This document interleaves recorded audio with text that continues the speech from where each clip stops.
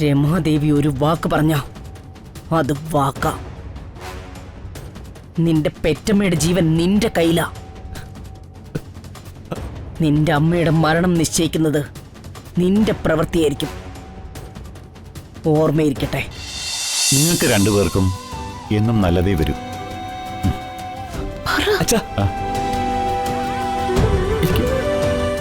എനിക്കൊരു കാര്യം പറയാനുണ്ട്. പറയടാ. അത്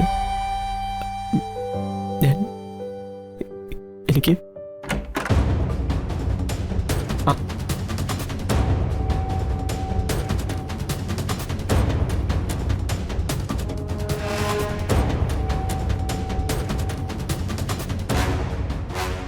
ചന്ദ്രലേഖേ, ഇന്നത്തെ ഫംഗ്ഷന് പാലട പ്രഥമൻ പറഞ്ഞിരുന്നു. ഞാനത് ഏർപ്പാട് ചെയ്യാന്നും നീ പറഞ്ഞാണല്ലോ. ആ കാര്യത്തെക്കുറിച്ചായിരിക്കും ചർച്ച.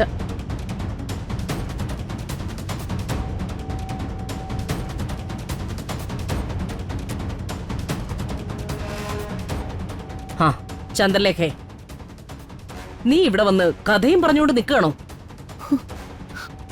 താഴെ ഗസ്റ്റുകളെല്ലാം വന്നിരിപ്പുണ്ട്. നീ ഇവിടെ നിന്നാ അവരെയൊക്കെ ആര് ഗവനിക്കും? ചെല്ലങ്ങോട്ട്.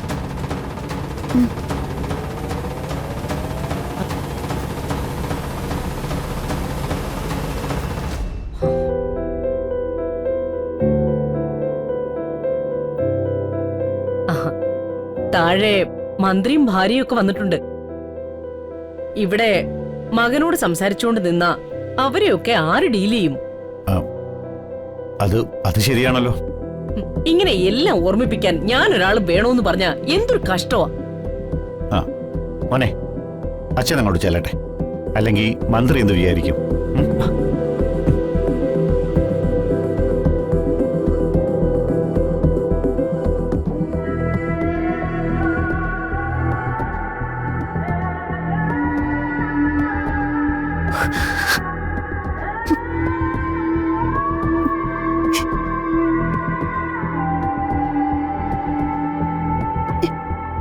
ധൈര്യമില്ലാത്തവനൊന്നും പ്രേമിക്കാൻ പോവരുത്.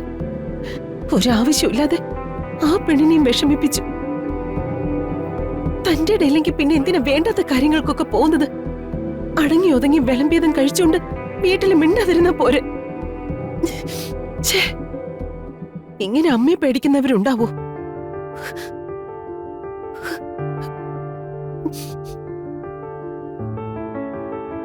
നീ എനിക്ക് തന്ന വാക്കുകൾ ഓർമ്മയുണ്ടല്ലോ. ഇനി ആ വേലക്കാരി പെണ്ണിനോട് സംസാരിക്കുവാനോ കമ്പനി കൂടുവാനോ നീ ശ്രമിക്കില്ല എന്ന്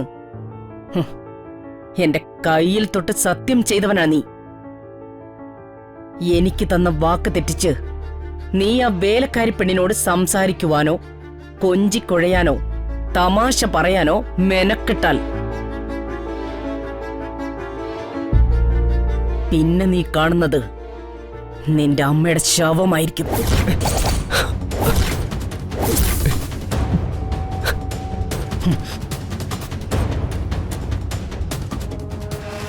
രമാദേവി ഒരു വാക്ക് പറഞ്ഞ അത് വാക്കാ.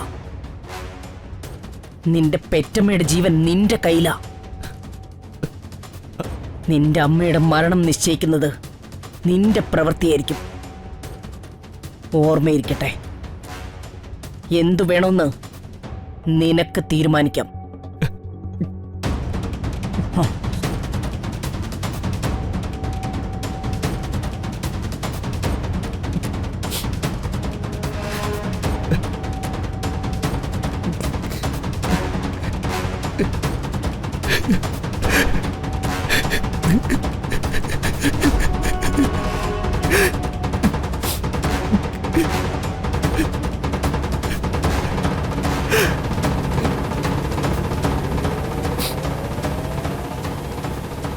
എന്റെ ജീവിതത്തിൽ ഞാൻ ഏറ്റവും അധികം സന്തോഷിക്കുന്ന ദിവസം എന്ന് ഞാൻ ഏറ്റവും വാത്സല്യത്തോടെ വളർത്തിയ എന്റെ ഇളയ മകന്റെ കല്യാണം ഉറപ്പിക്കുന്ന ദിവസം. അതെ രമേ, ഞങ്ങൾക്കും മകനേക്കാൾ കുറച്ചു കൂടുതൽ ഇഷ്ടം മോളോടാണ്. അതുകൊണ്ട് തന്നെ ആ സന്തോഷം ഞങ്ങൾക്കും മനസ്സിലാവും. ടിവിയിലും പത്രത്തിലും ഒക്കെ ഓരോ വാർത്ത വരുന്നത് കണ്ടപ്പോ ആദ്യം ഞങ്ങളൊന്ന് പേടിച്ചു. ഇപ്പോഴാ പേടിയൊന്ന് മാറിയത്. ഓരോ ബന്ധങ്ങളും സ്വർഗത്തിൽ വെച്ച് തന്നെ നിശ്ചയിക്കപ്പെട്ടാണെങ്കിൽ മഹിയും ദക്ഷയും ഒന്നിക്കേണ്ടത് ദൈവനിശ്ചയ. അത് മറികടക്കാൻ ആർക്കും പറ്റില്ല. അതെ അതെ, വരാനുള്ളത് വഴി തങ്ങില്ലല്ലോ. നിന്റെ കാര്യത്തിൽ അങ്ങനെയാണല്ലോ സംഭവിച്ചേ. കണ്ടകശനി കൊണ്ടേ പോ. ഭദ്രേട്ടാ, ഈ ബന്ധം തടയാൻ ദൈവത്തിന് പോലും കഴിയില്ല. കാരണം ഇത് ദൈവനിശ്ചയം മാത്രമല്ല, രമാദേവിയുടെ തീരുമാനവുമാ. രമാദേവിയുടെ തീരുമാനം മാറ്റാൻ ഈ ലോകത്തിൽ ആർക്കും പറ്റില്ല. ദേ, കുഞ്ഞോട് പറഞ്ഞ 100% ശരിയാ. കുഞ്ഞോടൊരു വാക്ക് പറഞ്ഞിട്ടുണ്ടെങ്കിൽ അത് നടന്നിരിക്കും, നടത്തിയിരിക്കും.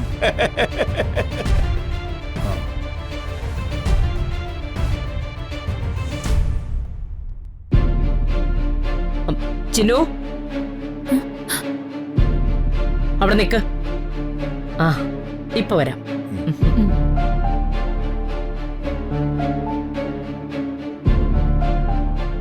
മന്ത്രി അവൻ എന്തെങ്കിലും വഴിയുണ്ടോ സാറേ?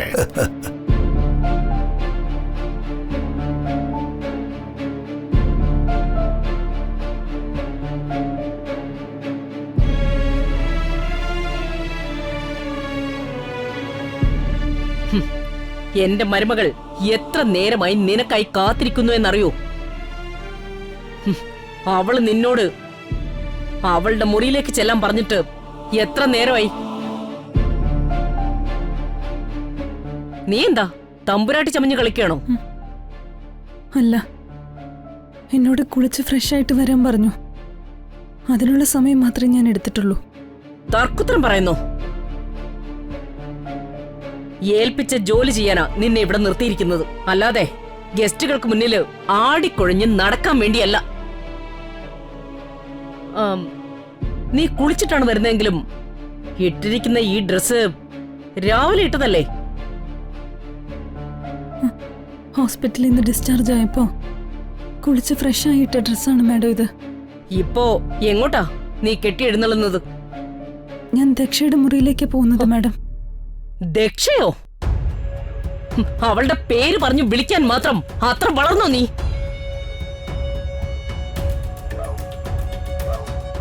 ഈ വീടിന്റെ ഉടമസ്ഥയാ ഞാൻ. എന്റെ മകനാണ് മഹി. മഹി കെട്ടാൻ പോകുന്നവളാണ് ദക്ഷ. അവളുടെ പേര് വിളിക്കാൻ മാത്രം നിനക്ക് അഹങ്കാരമായോ? ക്ഷമിക്കണം മാഡം. കോളേജില് ഞങ്ങൾ ഒരുമിച്ച് ഒരേ ക്ലാസ്സിൽ പഠിക്കുന്നവരായതുകൊണ്ട് അറിയാതെ പേര് പറഞ്ഞു പോയതാ. കോളേജിൽ പോലും നീ ദക്ഷയെ മാഡം എന്നെ വിളിക്കാൻ പാടുള്ളൂ.